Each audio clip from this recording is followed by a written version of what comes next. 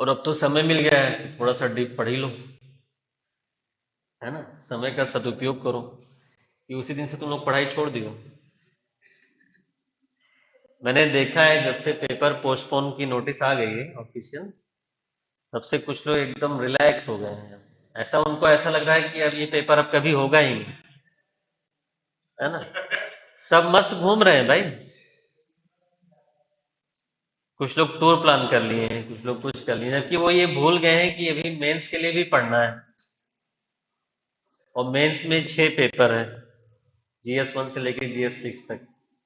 उनका एथिक्स कभी हुआ नहीं है, सोसाइटी कभी हुआ नहीं है, IR हुआ नहीं है, गवर्नेंस हुआ नहीं है ना, इंटरनल सिक्योरिटी हुआ नहीं है। हाँ तो घूमो। मैंने इसीलिए बोला है कि कंसिस्टेंसी जरूरी है इस एग्जाम में।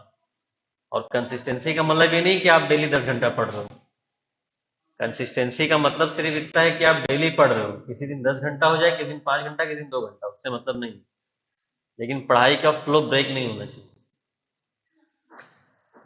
है ना। अभी लगभग जुलाई में जाएगा एग्जाम, नोटिस में ऑफिशियली यही है। ठीक है।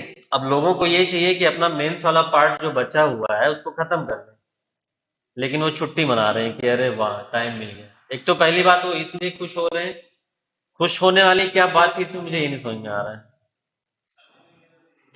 है ना, कि समय तुम्हें कितना चाहिए। 1 साल से तो तुम पढ़ ही रहे थे, लेकिन चलो मान लो भाई तुम्हारा थोड़ा मानसिक तनाव हुआ था आरओ के पेपर के बाद, तो ठीक है समय मिल गया, अच्छी बात है। अब उस समय का सदुपयोग भी तो होना चाहिए। उस टाइम को अच्छे से प्रॉपरली यूटिलाइज करो। मेंस का जो पोर्शन रह गया है उसको फिनिश कर लो। लेकिन नहीं, तुम लोग को अपना टूर प्लान करना है, इसी के बीच में बर्थडे शादी सब निपटाओगे। और फिर मान लो प्रीलिम्स निकाल के करोगे क्या, है ना। प्रीलिम्स निकाल के क्या कर लोगे भाई जब मेंस का पेपर ही नहीं तैयार है सब। और ये चीज तुम लोग अभी समझ नहीं पा रहे हो, तो छुट्टियां मना रहे हो भैया कि पेपर टल गया है जुलाई में, तो रिलैक्स, है ना, सर को बोलने दो, कर लिया जाएगा। ऐसा होता नहीं है बेटा।